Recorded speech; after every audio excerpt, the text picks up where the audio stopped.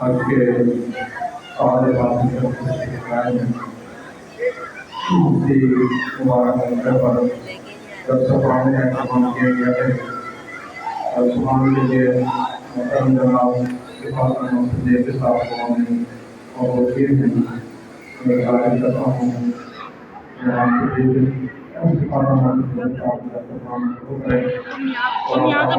سے گزارش ہے کہ تمام کو اور وکیل کے ساتھ میں آپس میں باتیں کو علاوہ نہیں ہونا چاہیے اللہ کے نام میں عام کو سننا واجب ہے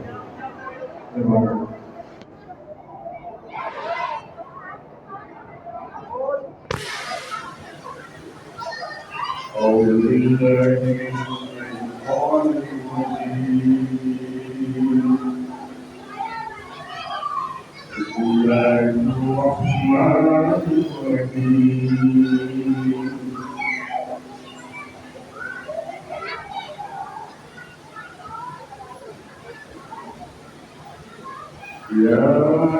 أيها الذين آمنوا لا تلهكم أموالكم ولا أولادكم عن ذكر الله ومن يفعل ذلك فأولئك هم الخاسرون وانفقوا مما رزقناكم من قبل أن يأتي أحدكم الموت فقل ربي لولا أخرتني إلى أجل قريب فأصدق وأكن من الصالحين ولن يؤخر الله نفسا إذا جاء أجلها والله خبير بما تعملون صدق الله العظيم رب اشرح لي صدري ويسر لي امري واحلل عقدة من لساني يفقهوا قولي خواتین حضرات سب سے پہلے تو میں آپ سے گزارش کروں گا کہ جہاں قرآن کی تلاوت ہو رہی ہو اور جہاں قرآن پڑھا جا رہا ہو وہاں خاموشی سے قرآن کو سنا جائے یہ واجب ہے اس لیے بچوں کو بھی اپنی سیٹ بیٹھائیں اور خواتین بھی خاموشی اختیار کریں اور مرد حضرات بھی خاموشی کا رویہ اختیار کریں سب سے پہلے تو میں عبدالرب صاحب کو اور ان کے صاحبزادے جاوید صاحب کو اور اہل خانہ سے لوگ ہیں ان سب کو دل سے مبارکباد دیتا ہوں اللہ تبارک و تعالیٰ ان کے حج کو مقبول بنائے ان کے حج کو قبول فرمائے اور حج کا بہترین بدل جنت میں عطا فرمائے حج ایک ایسی حالت ہے جسے اللہ تبارک و تعالیٰ توفیق دے اور حقیقت میں اللہ کی توفیق کے بغیر ممکن نہیں اگر انسان کے اندر تڑپ موجود ہو کہ مجھے حج کرنا ہے اور کرنا دیکھنا ہے یہ تڑپ ملا کے اسے دی جاتی ہو لیکن اپنے اندر حقیقی تڑپ پیدا کرنا ضروری ہے نبی صلی اللہ علیہ وسلم نے ارشاد فرمایا جس شخص کے پاس وسائل موجود ہو سواری موجود ہو اس کے باوجود وہ حج نہ کرے یہودیوں کے معین نصرانیوں کے لیکن آپ کے پاس وسائل موجود ہیں سفر کے ذاتراہ موجود ہیں اور اللہ نے اتنی صلاحیت دے رکھی ہے کہ آپ شخص کو برداشت کریں تو آپ کی پہلی ترجیح ہونی چاہیے کہ اللہ کی فکر کا حج کریں اور اس ترجیح کے اندر فوری طور پر اس کو وجہ دینی چاہیے اس لیے ہم لوگ کبھی بسا اوقات سارے وسائل ہونے کے باوجود ہمیں کوشش کرتے ہیں کہ یار یہ کام نکال لیا جائے یہ کام ہو جائے تو پھر میں حج کے لیے جاؤں گا اگر عمل کرنے سے تو معاملہ بڑا چل جاتا ہے और लेकिन अगर अल्लाह तबारक ने आपको वसाइल दे रखा है तो फौरी तौर पर अपने सफर बांधे और अल्लाह की तरफ हज करें। आप इसलिए इंतजाम कीजिए, अगर हो सकता है हमारी मौत हो, लेकिन आज ही हमें इसे अपने सफर बांध लेना चाहिए। इसलिए मेरे भाई मेरे दोस्तों, जितनी इबादतें अल्लाह तबारक ने फर्ज की है, शहादत पढ़ने के बाद जब नारे इस्लाम में दाखिल हो गए तो सबसे पहले तो नमाज का इंतजार किया। 5 वक्त की नमाज, ये नमाज ऐसा फर्ज है कि किसी हाल में माफ नहीं। आप बीमार हैं, चलते से मामूल है, मस्जिद नहीं पहुंच सकते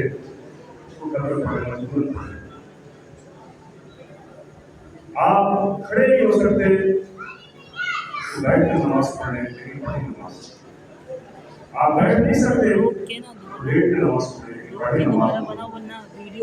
जब हम लोग आपका लेटना में नुकसान हो चुका है, तो मस्त नहा हो चुका है,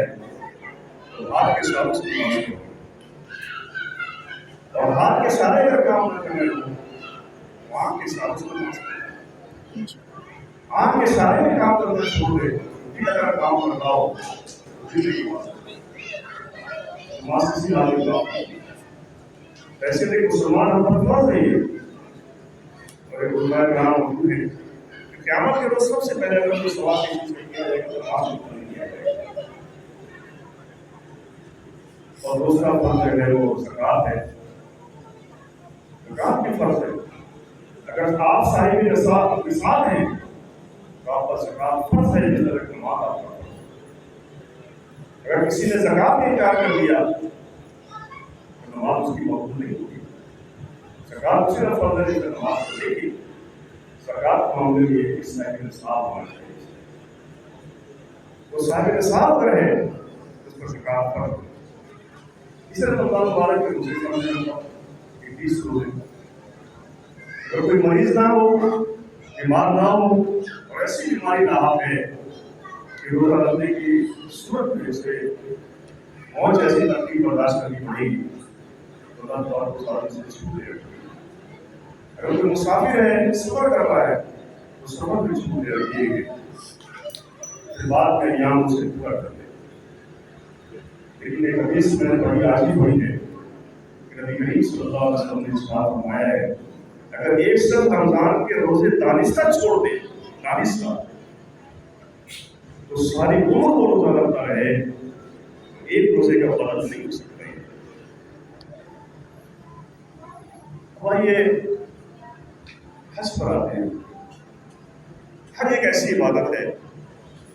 जो माली इबादत भी है, रूहानी इबादत भी है, जिस्मानी इबादत भी है। ये तरबियत का आखिरी मरहला है। जिस नमाज हमारी तरबियत करती है, हमारे अंदर डिसिप्लिन, हमारे अंदर नज़्म पैदा करती है, वक्त का हमें पाबंद बनाती है नमाज। कि आपने देखा कि नमाज का वक्त पूरा हो मस्जिद के अंदर जैसे 5 मिनट लोग आगे पीछे देख रहे हैं, नमाज नहीं है, 5 बजे और देखना शुरू कर देंगे, नमाज ताकि नहीं होनी चाहिए, इसीलिए इंतजार नहीं करते। नमाज का पाबंद बनाती है, डिसिप्लिन का वक्त का पाबंद बनाती है, नज़्म का पाबंद बनाती है, हमारे अंदर डिसिप्लिन पैदा करती है। एक इमाम के पीछे रुकू सुजूद करने सिखाती है। इमाम अल्लाह अकबर कहे तो चले जाते हैं, इमाम से पहले अगर आप रुकू चले जाए तो आप नमाज पा सकते हो। इमाम से पहले आप सजदे से उठ जाए तो नमाज जो हमें हमारे अंदर एक पैदा करती है। इस तरह हज के बारे में बात करना उसके बाद कभी हो जाएगी। हज के अंदर हमारी वसाइल जो खर्च होते हैं, जिस्मानी मुशक्कत उठानी पड़ती है, वक्त भी लगता है उसके अंदर, लेकिन उसके बावजूद एक इंसान जो है अल्लाह का सफर मांगता है, वो वर्दा की करके हज पर रवाना हो जाता है।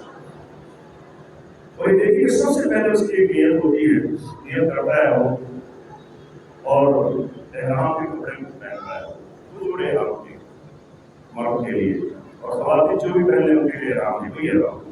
लेकिन मर्द के लिए 2 कपड़े, एक ऊपर और एक नीचे,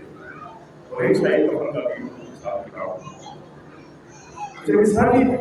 चादर होता है, टैबल खाता है, हम उसको क्या जाता है, कफन में किसके पहना दिया, मौत की याद आया।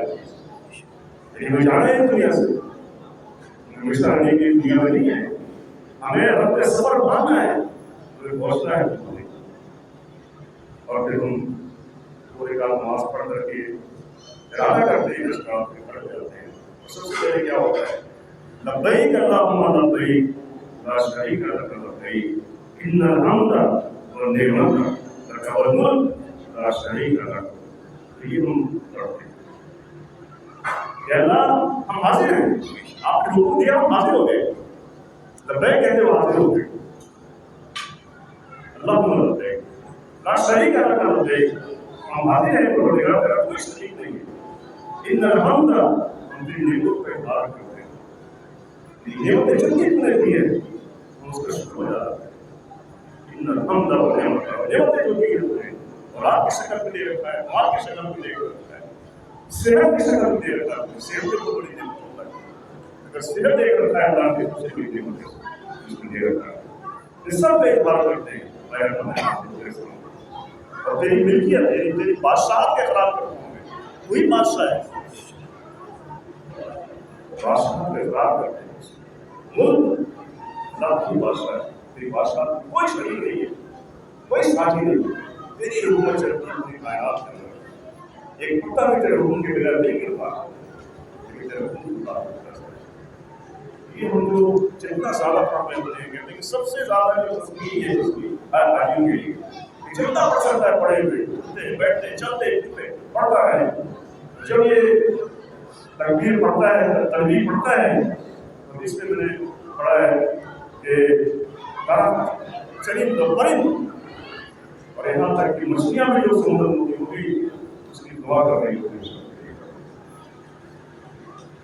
اور حج ایک عبادت ایسی ہے کہ جس میں مال بھی خرچ ہوتا ہے اور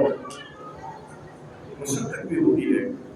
آپ آج کل بڑا آسان کریں پھر مشقت اٹھانی پڑتی ہے، ایسا نہیں مشقت نہ ہوتا، آپ کو چلنا ہی چلنا ہے 10-15-20 کلو میٹر، آپ چاہے جتنا ہی پیسہ خرچ کریں، یہ ساری حج کی عبادت ہے، اکثر ایک یاد دلاتی ہے اللہ تبارک و تعالیٰ کی وحدانیت اور اس کی بادشاہت کا ہمیں شعور پیدا ہوتا ہے، اور پھر آپ دیکھیں گے جب رات کو جاتے ہیں یہ پتہ مارنے کے لیے کہتے ہیں بڑے شیطان کو ماریں گے، آج پھر دوسرے بھی چھوٹے کو ماریں گے، تیسرے تینوں کو ماریں گے، یہ ہوتا ہے۔ سب سے پہلے جب شیطان کو مارنے کے جاتے ہیں سب سے زیادہ ترتیب دے ہوتا ہے کوئی ہوتا ہے کہ ہاں بڑا ہوتا ہے، اب تو 6 راستے شاید بنا دیے گئے، 4 پل بن گیا ہے، جو پہلے 2002 میں رس کیا تھا، میں 40 سال کا یا 38 سال کا مجھے یاد ہے، صرف 2 راستے تھے اس میں، نیچے اور ایک اوپر، اور زیادہ رستا تھا، لوگ کب جائے کرتے تھے، وہاں جائے کرتے تھے، ساتھ ہو جاتی تھی، لیکن اب چونکہ ایسی سہولت ہو گئی ہے کہ آپ نے شہر سے نکلیں گے تو آپ راستے کو تعین اس کو آپ کو بچنا ہے، آپ ایمرجنسی میں راستہ بدل نہیں سکتے، آپ کو کس فلور پہ جانا ہے، سگڑ میں جانا ہے، چھٹر میں 5 منٹ اور 5 منٹ آپ مل سکتے ہیں، تو آپ کے ریلائز کر کے راستہ بدل نہیں ہو جائے گا، تو جب آپ روی کرنا تو آسان ہو گیا کرنے کی وجہ سے، تو ہم کیا کہتے ہیں اللہ اکبر کہتے ہیں کہ آپ کے ساتھ اس بات کی یاد ہے کہ اللہ اکبر اللہ سب سے بڑا ہے، میری بادشاہت کے راستے میں کوئی بھی آئے گا مجھے میری مار کے ساتھ کر رہے ہوتے ہیں، جب میری بادشاہت کے خلاف کرتے ہیں میری بادشاہت کے خلاف کوئی بھی آئے گا مجھے خاتمہ نہیں لائے گا، اسی لیے اصل معاملہ یہ ہے کہ بہت ساری عبادتیں ایسی ہیں جو ہم کرتے تو ہیں لیکن اس روح سے واقف نہیں، روح کیا ہے اس کی، اگر روح سے واقف ہو جائے بہت کچھ حاصل ہوتا ہے۔ میرے بھائی اور دوستوں، نبی کریم صلی اللہ علیہ وسلم نے فرمایا کہ حج کا بدلہ تو جنت ہے، مقبول حج کا بدلہ جنت ہے، حج مقبول کسے کہا جاتا ہے؟ وہ حج ہر برائی سے پاک ہو، لڑائی جھگڑے سے پاک ہو، نفسانی خواہشات سے پاک ہو، حج کے بارے میں اور حلال کمائی سے کیا گیا حج، اس کا بدلہ کیا ہے؟ جنت۔ اللہ تبارک و تعالیٰ ہمارے عبداللہ صاحب کو بھی حج مقبول کی ساتھ فرمائے اور اس کا بہترین بدلہ ہے جنت سے دوست عطا فرمائے۔ میں نے قرآن کی سورہ منافقون کی آیت پڑھی ابتدا کے اندر اور آپ کے پورے پڑھے کا ترجمہ میں آپ کے سامنے رکھتا ہوں، کچھ باتیں آپ کو گزار کرنا چاہتا ہوں۔ یہ ہماری آپ کے لیے اللہ تبارک تعالیٰ سے اس بات میں فرمائیں یا ایھا الذین آمنوا لا تلہکم اموالکم ولا اولادکم عن ذکر اللہ۔ اے ایمان کے دعوے دارو، اے ایمان لانے والوں، اے اپنے آپ کو مسلمان کہنے والوں، اے اپنے آپ کو مومن کہنے والوں، سنو ذرا یا ایھا الذین آمنوا، یہ ہم آپ ہیں، لا تلہکم اموالکم ولا اولادکم عن ذکر اللہ، کہ تمہارے مال، تمہاری اولادیں تمہیں اللہ کے ذکر سے، اللہ کی یاد سے غافل نہ کریں۔ اولاد کی مالی رہتی اور مال نہیں، جیسے کہ میں اپنے بچوں کے لیے بڑی محنت کر سکتا ہوں، میں حرام دیکھتا ہوں، میں حلال دیکھتا ہوں، بچوں کے اسٹرگل اور ڈیفیکلٹ بنانے کے لیے سارا اللہ تبارک و تعالیٰ کا فرمانا ہے کہ وہ کوئی بھی ایمان لایا ہو، ایمان کے دعوے دارو، اپنے آپ کو امت محمدیہ صلی اللہ علیہ وسلم کی امت کہنے والوں، گروہوں میں شامل ہو، بات کر سکتی ہے کہ تمہاری ایمان اور تمہاری اولادیں تمہیں اللہ کے ذکر سے اگر غافل کر دے، بہت بات کروں کہ تم خسارے میں پڑ جاؤ گے۔ خسارہ کیا ہے؟ دنیا اور آخرت کا۔ دنیا کے اندر بزنس کرتے ہیں، کاروبار کرتے ہیں، نقصان ہو جاتا ہے، انسان تھوڑا ہو جاتا ہے، پھر سمجھ جاتا ہے، معاشی تنگی آتی ہے، پھر سمجھ جاتا ہے، لیکن اللہ تبارک و تعالیٰ فرماتا ہے کہ یہ خسارہ ہے، آخرت کا خسارہ ہے۔ ہمیشہ میں جب ہو جاؤ گے کہ تمہیں اللہ کی یاد سے پہنچنے واقع نہ رہے، لائے گا اللہ کا ذکر کیا ہے بھائی؟ اللہ کا ذکر سمجھنے کی ضرورت ہے میرے بات، اور سمجھتے ہیں کہ صرف تصویر سے اللہ اکبر سبحان اللہ الحمدللہ یہ کہنا یہ ذکر ہے، یہ بھی ذکر ہے، یہ بھی ذکر ہے۔ مسجد میں نماز